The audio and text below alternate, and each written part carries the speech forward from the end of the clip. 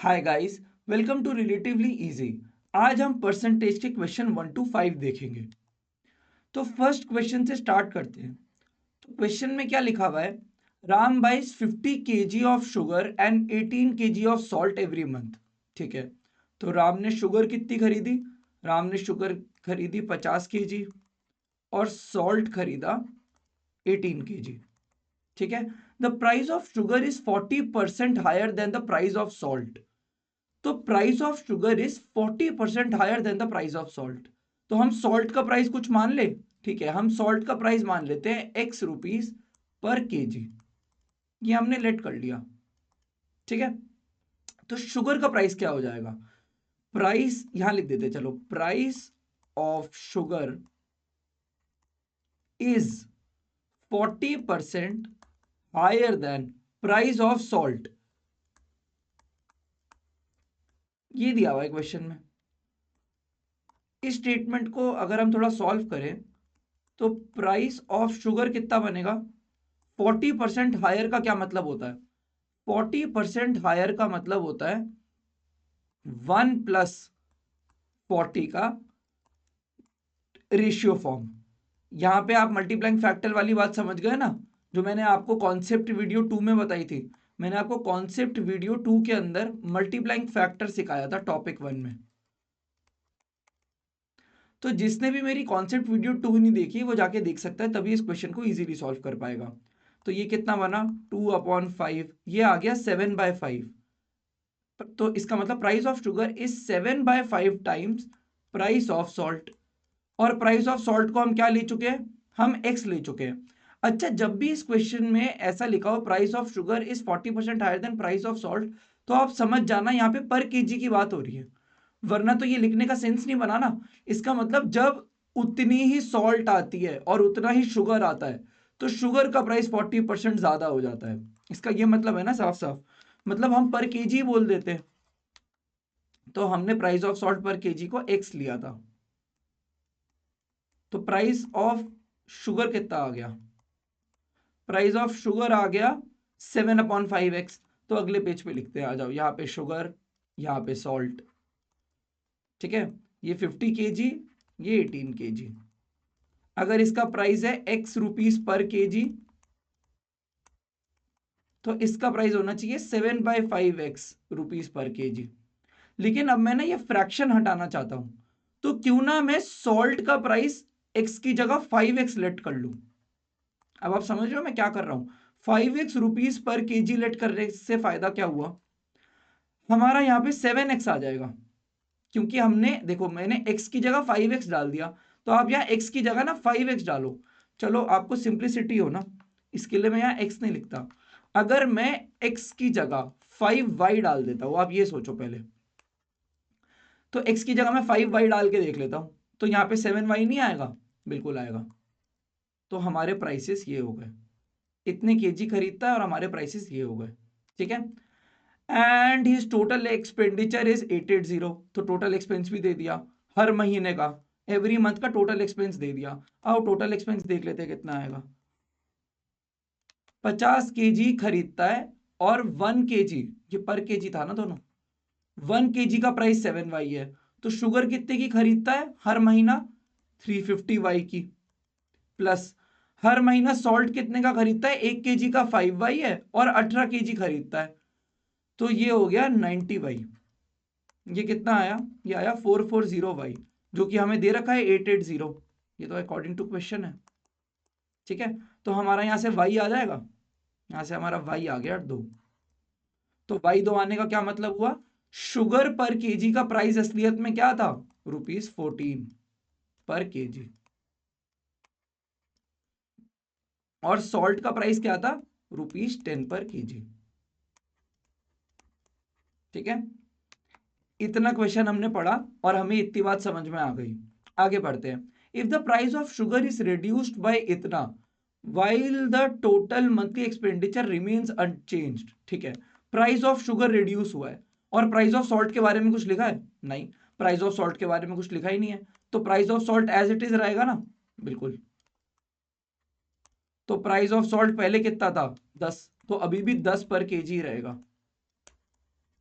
पर शुगर का प्राइस पहले कितना था, 14 था। ठीक है, यहाँ पे येलो से लिखते हैं, शुगर का प्राइस पहले 14 था, अब कितने से कम हुआ है, 14.28 से कम हो गया। अब 14.28 क्या होता है, 14.28% से रिड्यूस हो गया ये प्राइस। 14.28 क्या था, 1/7 था ना, मतलब 1/7 से रिड्यूस होना, 1/7 से रिड्यूस होना मतलब 1 - 1/7 ही मल्टीप्लाइंग फैक्टर बनेगा इसका, वो हो जाएगा 6/7। तो यहाँ पे मैं 14 को 6/7 से मल्टीप्लाई कर दूंगा, ये हो गया 12 पर केजी। ठीक है, ये तो 10 ही रहा, ये 12 हो गया क्योंकि 14.28% से कम हो गया। ठीक है, अब देखते हैं, while the total expenditure remains unchange, total expenditure क्या रहेगा, अभी भी अनचेंज रहेगा, टोटल एक्सपेंडिचर 880 ही रहेगा। ठीक है, what is a percentage change in consumption of salt, अब हमें कंजम्पशन ऑफ सॉल्ट की परसेंटेज चेंज निकालनी है, मतलब यहां पे चेंज आया है और क्वेश्चन ने कंजम्पशन ऑफ शुगर के बारे में कुछ दिया ही नहीं है, तो मैं यहां लिख देता हूं एज, और लिखते हैं इसे अलग कलर से, as there is no mention of consumption of sugar, वो क्या रहेगा, हम उसको कांस्टेंट मानेंगे और हम मानेंगे चेंज सिर्फ कंजम्पशन ऑफ सॉल्ट में ही आया है। ठीक है, तो कंजम्पशन ऑफ शुगर कितना था, 50 केजी का 50 केजी ही रहेगा।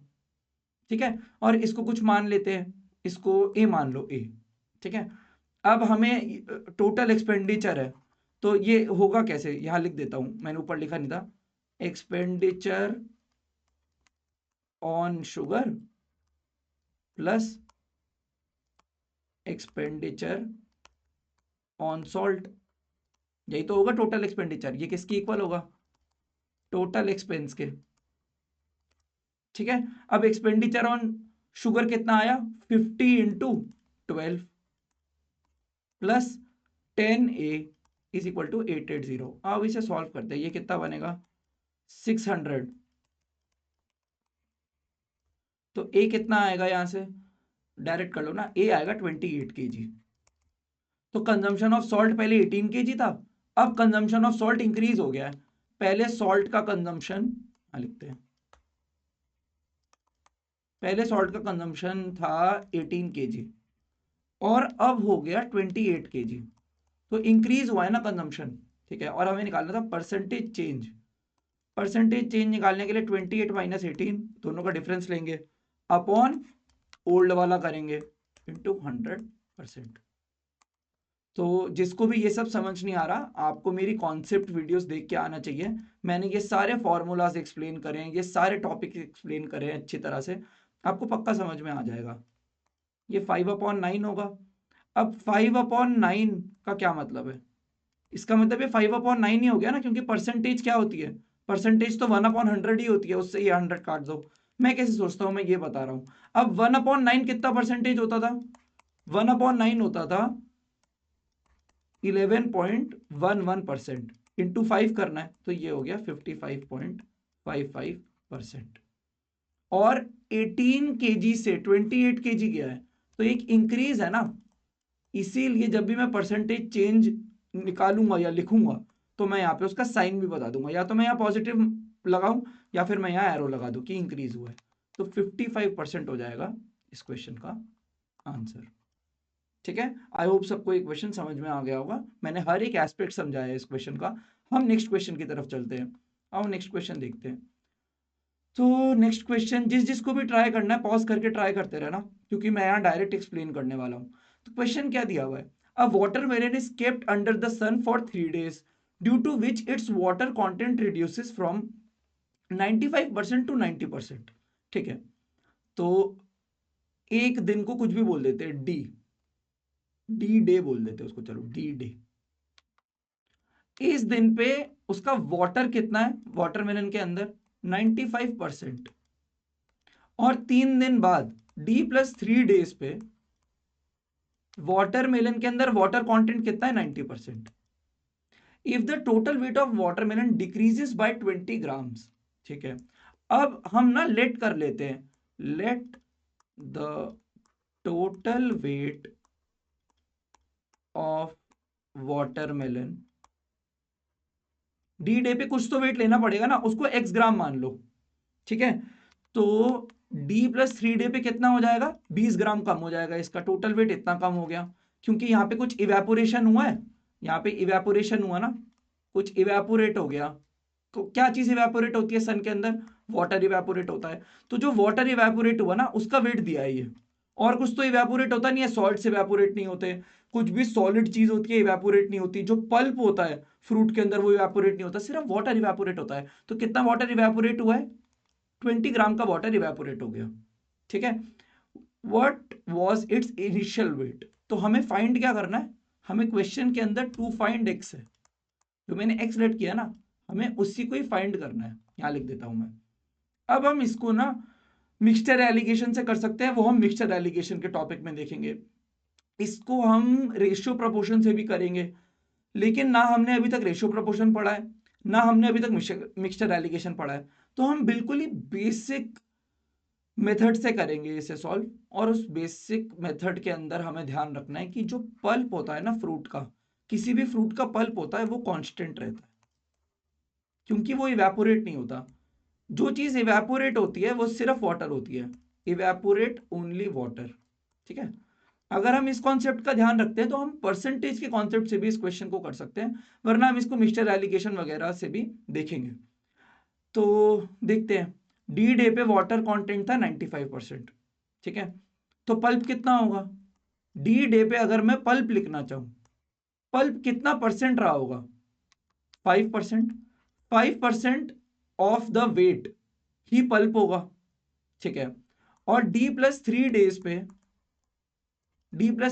डे पे पल्प कितना रहा होगा, 10% ऑफ दैट वेट, है ना।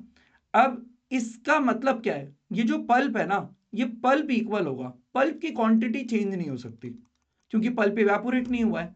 तो यहां मैं कॉन्सेप्ट जो यूज कर रहा हूं उसको हम नाम दे देते हैं pulp is equal to constant. ये बात आप याद रखना। अब ध्यान से समझना, मैं इस पल्प इक्वल को लगाऊंगा कैसे। 5% डी डे के अंदर 5% of x gram he pulp था ना, इतना पल्प था ना, ये पल्प है, पल्प इन ग्राम्स लिख रहा हूं मैं, क्योंकि हमने एक्स ग्राम माना था ना, तो यहां से ग्राम हटा लेते हैं। इतना ग्राम पल्प था डी डे पे, यहां पे कितना पल्प रहा होगा, D+3 डे पे ऑन डी डे, यहां लिखते हैं pulp in grams on D+3 day. यहां पे पल्प कितना रहा होगा, यहां पे पल्प रहा होगा 10% ऑफ जितना वेट इस दिन था। अब इस दिन वेट कितना हो गया था टोटल, x-20। आप समझ गए ना, क्योंकि यहां पे 90% तो वाटर था, किसका 90% वाटर था, जितना वेट बचा उसका 90% वाटर था। यहाँ पे 95% वाटर तो था, किसका 95% था, जितना उसका बचा था ना उसका 95% था। तो हमारे पास D+3 डे पे जो वाटर मिलन है, सपोज करो ये वाटर मिलन है, वो D+3 डे पे था ही इतने केजी का, इतने ग्राम का, ग्राम बोल दो, इतने ग्राम का था। तो उसका पल्प क्या होगा, इसका 10% होगा ना। यहां एक्स तो नहीं लिखूंगा ना मैं। आई होप सबको ये बात समझ में आ गई होगी, और इसके बीच में लगा दूंगा इज इक्वल टू का साइन। अब तो कुछ भी नहीं, अब इसे सॉल्व करना है, तो 100 से 100 कट जाएगा, 5x is equal to 10x minus 200, 200 को एक साइड ले जाओ तो 5x is equal to 200, x आ गया 40 ग्राम। तो हमारा इस क्वेश्चन का आंसर हो गया ऑप्शन ए। तो आई होप सबको समझ में आ गया होगा पल्प को कांस्टेंट कैसे करना है, ठीक है। हम आगे चलते हैं, अगला क्वेश्चन देखते हैं। जिसको भी ट्राई करना है, मैं भी वापस कह रहा हूं, पॉज करके जरूर ट्राई करना है इसको एक बार, ठीक है। तो क्या लिखा हुआ है, an employ receives a fixed salary of 18,000 and a commission of 17% on annual sales exceeding 6 lakhs, ठीक है। फिक्स्ड मंथली सैलरी है, तो फिक्स्ड एक मंथ की सैलरी कितनी है एम्प्लॉय की, बड़ी कम सैलरी है, 18,000 है, कोई बात नहीं। And a commission of 17% on annual sales exceeding 6 lakh, मतलब जो उसको 17% का कमीशन है ना, जो उसको कमीशन मिलेगा वो है on annual sales exceeding 6 lakh. मतलब अगर सपोज करो, मैं एग्जांपल लेता हूं, आपका एम्प्लॉय है, एम्प्लॉय ए, अगर वो 8 लाख की सेल कन्वर्ट करता है एक कंपनी के लिए, तो उसको ये 17% कमीशन किस पे मिलेगा? आप कहोगे 8 लाख पे मिलेगा, बिल्कुल गलत, 8 लाख पे नहीं मिलेगा। एनुअल सेल्स एक्सीडिंग 6 लाख, सिर्फ जो एक्सीड करेंगी ना 6 लाख के बाद, उसी पे कमीशन देगी कंपनी। मतलब 6 लाख तक कोई कमीशन नहीं मिलेगा, यहां लिख देते हैं, कोई कमीशन नहीं मिलेगा। 6 लाख से आगे जितनी सेल कराओगे ना उस पे कमीशन मिलेगा। तो इस एग्जाम्पल के अंदर, यहां पे अगर हम एक एग्जाम्पल ले, इस एग्जाम्पल के अंदर 17% उसको बस 2 लाख पे मिलेगा। ये है उस लाइन का मतलब। ठीक है, आप लाइन अंडरस्टैंड कर लो, इसीलिए मैंने ये एग्जाम्पल लिया है। आई होप आपको समझ में आ गया होगा कि ये जो टोटल 8 लाख की उसने कन्वर्जन करी थी ना कंपनी के लिए, ये 8 लाख की सेल करी थी एम्प्लॉय ए ने। ठीक है, तो उसको ये 17% इस सेल पे जो उसने करी थी, कंपनी कहेगी आपने बहुत अच्छा काम किया, आपने हमारी कंपनी के लिए 8 लाख की सेल कराई, हम आपको 17% कमीशन देंगे। एम्प्लॉय खुश हो जाएगा, 8 लाख पे मिलेगा। पर 8 लाख पे नहीं मिलेगा, क्योंकि एक्सीडिंग 6 लाख है, सिर्फ 6 लाख के बाद ही कमीशन मिलना चालू होगा, तो इसको 2 लाख पे कमीशन मिलेगा। तो यहां बना देते हैं टिक। ये सिचुएशन हो गई गलत, वो सिचुएशन हो गई सही। ठीक है, आगे बढ़ते हैं। If on average the employ earns 35,000 per month, find the total annual sales. ठीक है, अब देखो, हमें ये 1 महीने की दे रखी है, तो एम्प्लॉय को फिक्स्ड सैलरी, पक्का ये फिक्स सैलरी तो हर मंथ मिल रही है ना, ये एक ईयर में कितनी मिल जाएगी?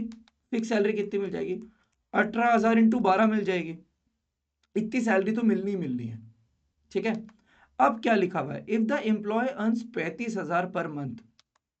ठीक है, अब 18,000 एम्प्लॉय को कमाने चाहिए थे, पर एम्प्लॉय कमा कितने रहा है? 35,000 कमा रहा है ऑन एवरेज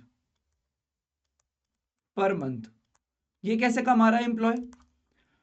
क्योंकि उसको कुछ कमीशन भी मिल रहा होगा। तो अगर मैं ऐसे करूं कि 35,000 वो कमा रहा है हर महीने, इंटू 12 कर दूं, तो ये इतना एक साल में कमा रहा है ना। Earnings of employ A in 1 year, इतना सबको समझ में आ गया ना, कि वो एवरेज 35,000 कमा रहा था, मैंने उसको 12 से मल्टीप्लाई कर दिया।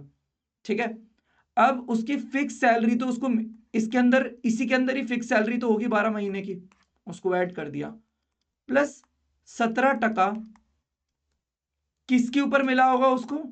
सपोज करो उसने टोटल एनुअल सेल कराई है एक्स रुपीस, तो एक्स माइनस 6 लाख पे ही तो उसको 17% मिलना था।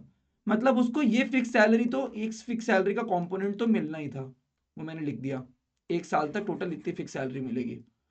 फिर उसने एक्स की एनुअल सेल्स कराई थी, तो जितना 6 लाख से एक्सीड करता है उस पर 17% उसको कमीशन मिला होगा, इज इक्वल टू, ये तो हमें दे ही रखा है कि उसकी एवरेज अर्निंग कितनी थी पर मंथ, इतनी थी, तो एक ईयर में अर्निंग कितनी हो गई? 35,000 इंटू 12 हो गई। ठीक है, यहां से हमें अब क्या निकालना है? एनुअल सेल्स निकालनी है, यही हमारा टू फाइंड है, यही हमसे पूछा है ना, तो यहां से हम बस कैलकुलेट करके एक्स निकाल लेते हैं। आई होप सबको समझ में आ गया होगा। ठीक है, इसको कैलकुलेट करना चालू करते हैं। ये 2 जीरो यहां लगा दूं और यहां लगा दूं, यहां से भगा दूं, तो ये आ जाएगा 17x माइनस 1 2 3 4 5,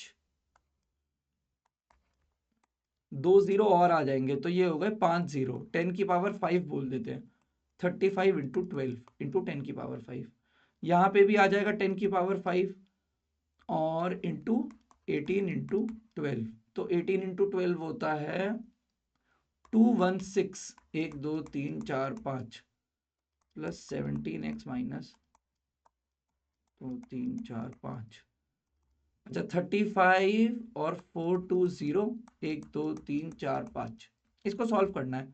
ठीक है, 17x को एक तरफ ले लेते हैं,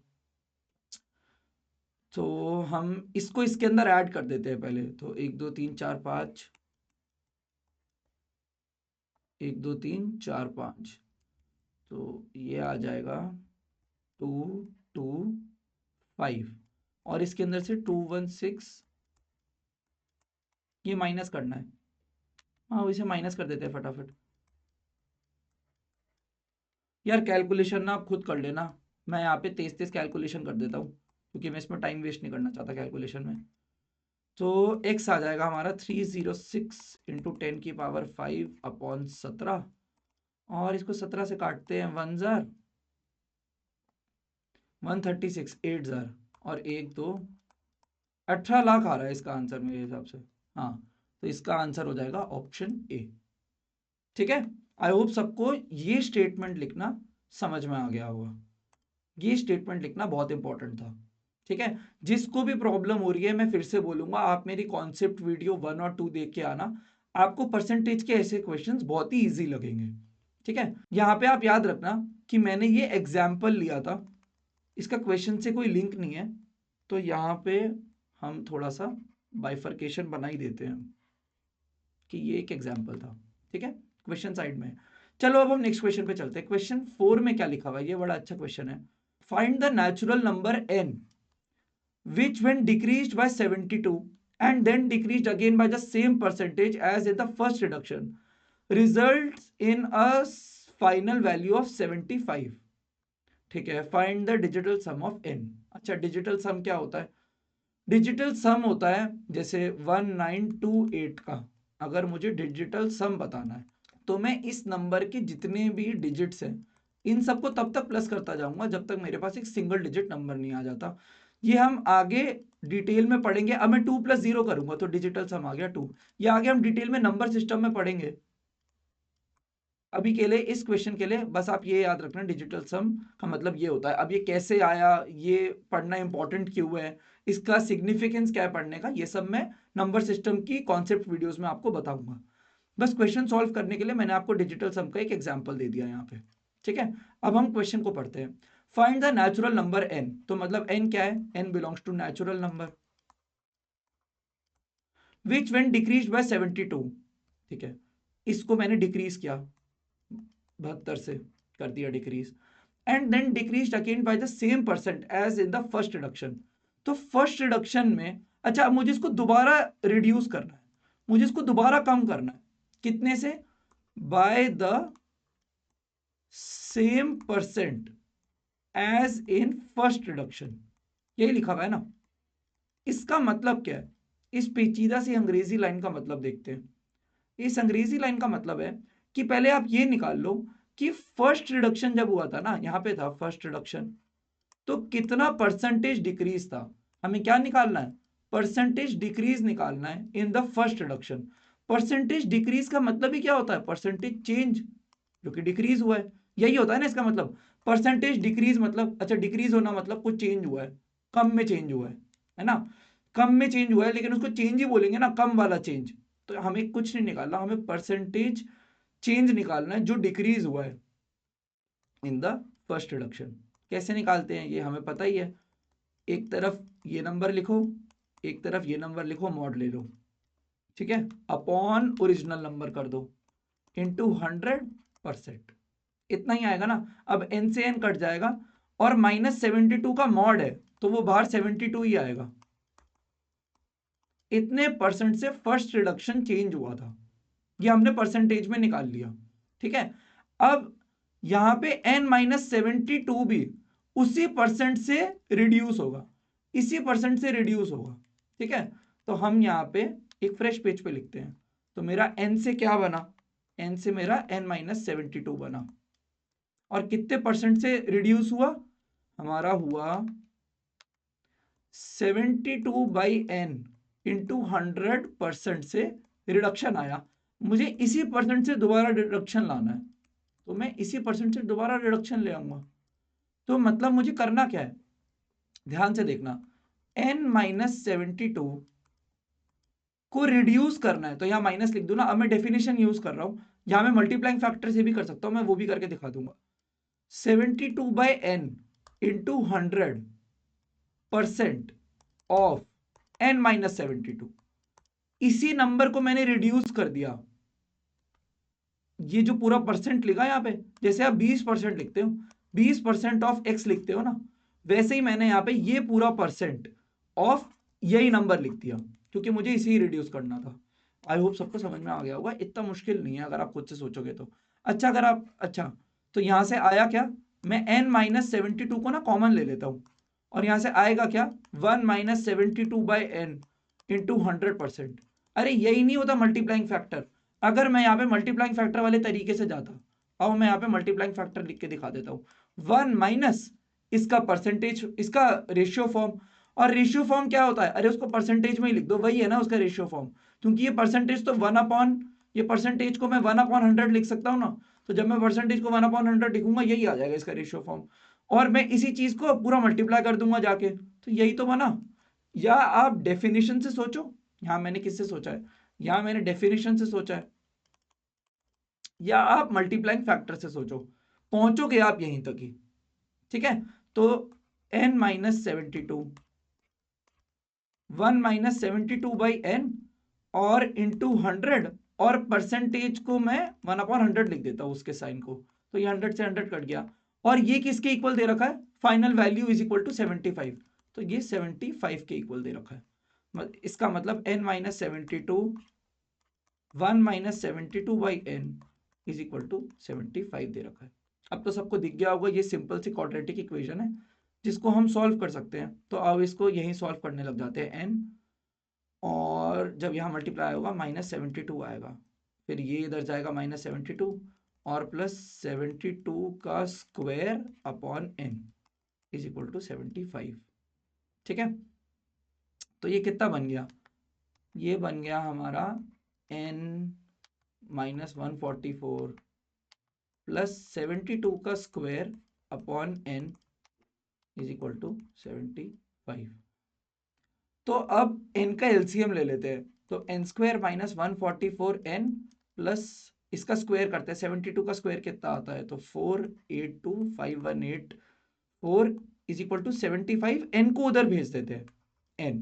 ठीक है, तो n स्क्वायर माइनस, अब minus 144n minus 75n plus 5184 is equal to 0, तो ये कितना बना माइनस 219n प्लस। ठीक है, अब इसको सॉल्व करना है, तो हमें पता है 5184 क्या है, 72 इंटू 72 है ना, तो आओ 72 का जरा प्राइम फैक्टराइजेशन कर ले, 236 218 29 3331, और एक और बार 72 का यही प्राइम फैक्टराइजेशन होगा। तो 5184 का क्या आ गया प्राइम फैक्टराइजेशन, 3 बार 2 2 बार 3, 3 बार 2 2 बार 3। ठीक है, अब यहां से ना मुझे सीधा बनता हुआ दिख रहा है, आओ दिखाता हूं।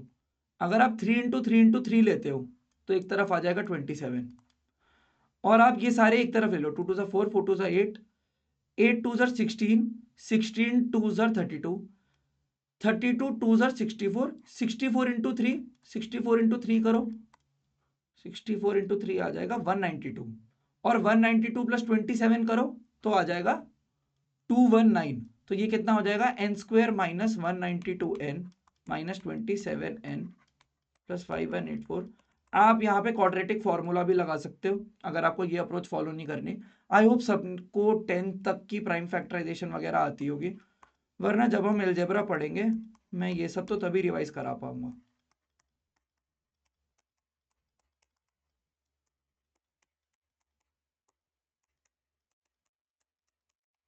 तो इस इक्वेशन के बाद तो हमारा सॉल्व ही हो गया।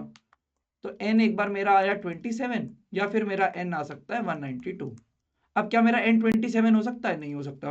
क्यों नहीं हो सकता, कि मैं इसको पहले रिड्यूस करूंगा कितने से, 72 से, जब इसको रिड्यूस करूंगा और फिर से इसको कुछ परसेंट से रिड्यूस करूंगा, फिर से इसको कुछ सेम परसेंटेज से रिड्यूस करूंगा, ये तो एक नेगेटिव नंबर आ जाएगा।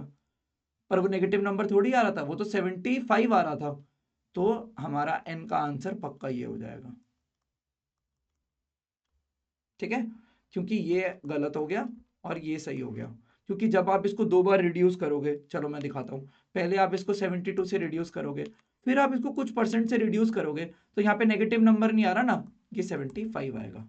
इसीलिए हमें अब n तो आ गया हमारा 192, पर हमारा ऑप्शन है नहीं, क्योंकि हमें निकालना क्या था, डिजिटल सम ऑफ n निकालना था, तो हम निकाल लेते हैं डिजिटल सम ऑफ n कितना आएगा 1 + 9 + 2, ये प्लस करके आता है 12, पर 12 को छोड़ना नहीं है क्योंकि ये सिंगल डिजिट नहीं आया अभी तक। क्या ये सिंगल डिजिट नंबर है 12? नहीं, ये सिंगल डिजिट नहीं है। तो हम यहाँ पे 1 + 2 दोबारा करेंगे और 3, जब तक हमारा सिंगल डिजिट नहीं आता था ना, जब तक हमारा सिंगल डिजिट नहीं आ जाता तब तक हम प्लस करते रहते डिजिटल सम निकालने के लिए। तो हमारा आंसर हो गया 3। ठीक है, अब 5th क्वेश्चन देखते हैं, आज की क्लास का last question. In a class, 25% of the students were absent. 30% of the students failed by 20 marks. 10% just passed by a grace mark of 5. अब आप देख रहे हो यहाँ पे हमें टोटल नंबर ऑफ स्टूडेंट दिया नहीं है। आप पूरा क्वेश्चन पढ़ लो, टोटल नंबर ऑफ स्टूडेंट नहीं दिया। हमें लास्ट में निकालना क्या है? Find the average score of class considering the final score of all the students. ठीक है, ऐसे आपको बहुत सारे क्वेश्चन मिलेंगे अरिथमेटिक में। आप इस बात को याद रख लो, अक्सर हम टोटल नंबर ऑफ स्टूडेंट्स को क्या ले सकते हैं, क्योंकि हमें दिया नहीं है पर हमें ऑपरेट करना है, क्योंकि 25% एब्सेंट थे, किसके? टोटल के ना, तो टोटल कुछ तो लेना पड़ेगा। अब आप एक्स भी ले सकते हो, लेकिन मैं यहाँ पे जान पूछ के इसको 100x लूंगा। ठीक है, अब मैं 100x क्यों लूंगा वो आपको समझ में आ जाएगा जब मैं सॉल्व करूंगा, क्योंकि मेरी बहुत सारी कैलकुलेशन बच जाएगी। क्योंकि अगर आप टोटल नंबर ऑफ स्टूडेंट्स को x ले लेते, आपका आंसर फिर भी हो जाता, लेकिन तब बहुत फ्रैक्शन आता, फ्रैक्शनल वैल्यूज ना ज्यादा आने लगती है जब x लेते हैं, इसीलिए हम x से अच्छा 100x ले लेते हैं। ठीक है, पहली तो ये चीज सीखने वाली थी कि जब आप लेट करोगे, जहां पे ज्यादा परसेंट बोला हो ना एग्जामिनर ने, वहां पे जो लेट करने का वो 100x करने का, ना कि x करने का। ठीक है, अब देखते हैं। तो 25x, क्योंकि 100 का 25%, तो अब मैं डायरेक्टली लिख सकता हूं ना 25x बच्चे तो एब्सेंट थे, तो इनके मार्क्स कितने आए होंगे? इनके मार्क्स कितने आए होंगे? इनके मार्क्स तो 0 आए होंगे, तो 25x बच्चों के मार्क्स 0 हो गए। ये तो फर्स्ट इक्वेशन हो गई। 30% of the students failed by 20 marks. ठीक है, 30% का मतलब टोटल के 30%, इतने स्टूडेंट फेल हो गए बाय 20 मार्क्स। ठीक है, 10% just pass due to grace marks of 5। ठीक है, 10% बच्चे बस पास हो गए, just passed, just passed, just pass हो गए हैं बाय ग्रेस मार्क्स ऑफ 5। ठीक है, the remaining student scored an average of 60 marks. बच्चे कितने बच्चे? 40 और 25, तो वो क्या 65। 65x बच्चे तो ये रहे, बच कितने गए? क्योंकि यहां लिखा है ना the remaining student scored an average of 60 marks, तो रिमेनिंग स्टूडेंट कितने हैं? यहां लिख देता हूं मैं, रिमेनिंग स्टूडेंट अगर आप देखो तो 35x बचे ना, उनके एवरेज में 60 नंबर आए हैं, 60 ऑन एवरेज, मतलब सबके 60 आए हैं, आप ये ले सकते हो। तो हमें पूछा क्या है? हमें एवरेज बताना है पूरी क्लास का। ठीक है, हमें बताना है average marks of the class. अब यहां पे ना वेटेड एवरेज का कॉन्सेप्ट आता है। तो वेटेड एवरेज का कॉन्सेप्ट जिसको भी नहीं आता कोई बात नहीं, उसको हम एवरेज के चैप्टर में पढ़ेंगे। आज अब बस इतना समझो, एवरेज मार्क्स ऑफ क्लास निकालने के लिए मैं क्या ऊपर total marks scored by all students upon total number of student लिख दूं?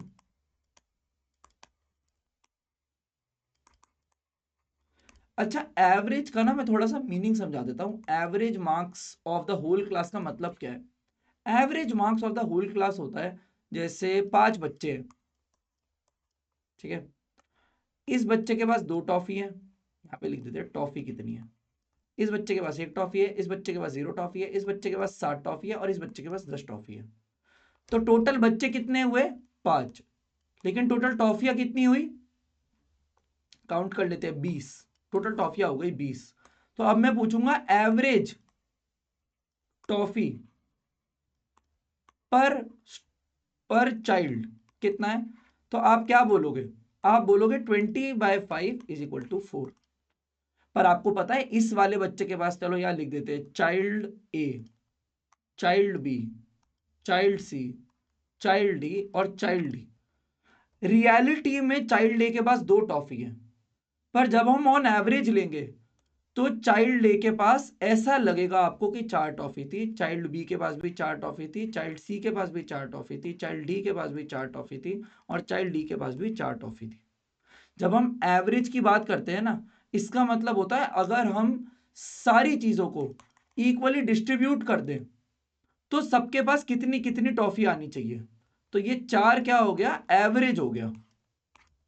आई होप सबको समझ में आ गया होगा। ये है रियलिटी, ये है रियलिटी सिचुएशन और ये है एवरेज सिचुएशन। ये जब आपने एवरेज ले लिया तो आपका सिनेरियो ऐसे दिखना चाहिए आपको आपके दिमाग में, ठीक है ना। आई होप सबको समझ में आ गया होगा एवरेज का थोड़ा सा मतलब। रियलिटी में चाइल्ड ए के पास 2 टॉफी है, लेकिन on an average child A के पास 4 टॉफी है, क्योंकि पूरी क्लास का एवरेज 4 है तो हर बच्चे के पास 4 टॉफी होनी चाहिए। इसका मतलब जब अब सपोज करो प्रिंसिपल आया, वो पूछता है चाइल्ड ए से जाके आपके पास कितनी टॉफी है, चाइल्ड ए रिप्लाई देता है कि मेरे पास 2 टॉफी है, ठीक है। लेकिन अगर वो टीचर से आके पूछता है, प्रिंसिपल अब टीचर से आके पूछ रहा है आप मुझे ऑन एवरेज बताओ आपकी क्लास में हर बच्चे के पास कितनी टॉफी है, तो मैम तो बोल देंगी कि मेरी क्लास के पास हर बच्चे के पास 4 टॉफी है। तो चाइल्ड डे तो कंफ्यूज हो गया कि मैम मेरे पास तो 2 ही टॉफी थी, आप कैसे कह रहे हो हर बच्चे के पास 4 टॉफी है। तो मैम उसको जाके समझाएगी कि बेटा देख, इस क्लास का एवरेज कितना है, क्लास का एवरेज है 4, लेकिन तेरे पास रियलिटी में टॉफी है 2, क्योंकि कुछ बच्चे ज्यादा अमीर हैं और कुछ बच्चे ज्यादा गरीब हैं, ठीक है। समझ में आ गया ना आपको। रियलिटी में सी के पास, चाइल्ड ए के पास 2 टॉफी है, लेकिन मैम बोल देगी कि हाँ हाँ प्रिंसिपल मैम हर बच्चे के पास 4 टॉफी तो है ही है, क्योंकि ये जो टीचर है ना वो प्रिंसिपल को एवरेज वैल्यू बता रही है, ना कि रियलिटी वैल्यू। क्योंकि रियलिटी वैल्यू बताएगी कैसे, रियलिटी वैल्यू नहीं बता पाएगी ना, क्योंकि ये सबकी इंडिविजुअली अलग होती है, क्योंकि रियलिटी तो हर इंसान की अलग होती है। तो रियलिटी इंडिविजुअल बेसिस पे होती है, लेकिन एवरेज वैल्यू एक ग्रुप की होती है। तो आई होप सबको ये बात समझ में आ गई होगी। अब हम क्वेश्चन पे वापस आते हैं। क्वेश्चन पे आने के लिए अब total number of marks scored by all the student, आओ देखते हैं। इन 25 बच्चों ने तो कोई मार्क्स ही स्कोर नहीं करे थे, और हमारे पासिंग मार्क्स भी 33 दिए हुए। हमें हमें ये बात भी याद रखनी है कि हमारे पासिंग मार्क्स कितने थे, 33 थे, ठीक है। इसको अलग पेज पे लिखते हैं। तो इन 25x बच्चों ने तो 0 मार्क्स स्कोर किए, इनकी तरफ से तो कोई कॉन्ट्रीब्यूशन नहीं आया। हम अब टोटल मार्क्स लिख रहे हैं ना, तो ये 25x बच्चों ने तो 0 मार्क्स स्कोर किए, ठीक है। 30x बच्चे फेल्ड बाय 20 मार्क्स और पासिंग मार्क्स 33 थे, तो इन बच्चों ने स्कोर कितने किए होंगे, इसका मतलब इन्होंने 33 माइनस 20 13 मार्क्स स्कोर किए होंगे। बिल्कुल सही है ना। तो यहां पे मैं लिख दूंगा इन 30x बच्चों का कंट्रीब्यूशन था 13 नंबर का, ठीक है। ये 10x बच्चे just passed by grace marks of 5, अब ये पास हो गए हैं by the grace marks of 5। तो इन्होंने 10x बच्चों ने स्कोर कितने किए होंगे, इन्होंने स्कोर किए होंगे 33 से 5 कम 28 नंबर। पर कोई भला टीचर आया और उन्होंने बोला इन 10x बच्चों को कहां फेल करना है, इसको पास कर देते हैं 33 नंबर देके। तो अब आप मुझे ये बताओ कि मैं यहां पे 10x इंटू 33 लिखूं या फिर 10x इंटू 28 लिखूं, यहां पे मेरे को क्या लिखना चाहिए, ये है मेरा सवाल। क्योंकि यहां हमें ऊपर लिखा था total marks scored by all students, ठीक है। और हमें find the average score of the class considering the final scores of all student. देखा एक एक वर्ड पढ़ना कितना इंपॉर्टेंट है, final scores of all student. तो फाइनल स्कोर क्या बना इन 10x बच्चों का, ये तो रियलिटी थी, ये तो रियलिटी थी इनकी कि ये 28 मार्क्स लाए हैं, लेकिन इनका फाइनल स्कोर क्या बना, टीचर ने +5 ग्रेस दिए, +5 ग्रेस दिए और इनका फाइनल स्कोर लास्ट में जाके बन गया 33। तो मैं यहां पे 28 नहीं लिखूंगा 33 लिखूंगा, क्योंकि मुझे यहां पे क्या लिखना था, क्योंकि मुझे एवरेज ऑफ द क्लास निकालना है ऑफ द फाइनल स्कोर्स, इसका निकालना है ना। और ये वेटेड एवरेज कैसे है, ये हम एवरेज चैप्टर में पढ़ेंगे। आज मैंने आपको सिंपली समझा दिया कि मैं बस ऊपर total marks scored by all students upon total number of students लिख रहा हूं, ठीक है। प्लस करते हैं इसके अंदर, 35x और बच्चे थे और हर बच्चे ने 60 मार्क्स स्कोर किया एवरेज पे, तो 35x बच्चों ने total 60 mark, 35x into 60 score किया। और इसको डिवाइड किससे करना है मुझे, इसको मुझे 100 से डिवाइड करना है। तो इसी इक्वेशन को सॉल्व करने को बोला है। तो यहाँ तो 0 आ गया, यहाँ पे 390x आ गया, यहाँ पे 330x आएगा, ठीक है। और ये आ जाएगा 35 इंटू 60, है ना, ये आ जाएगा आपका 2100x अपॉन 100। कितना बना,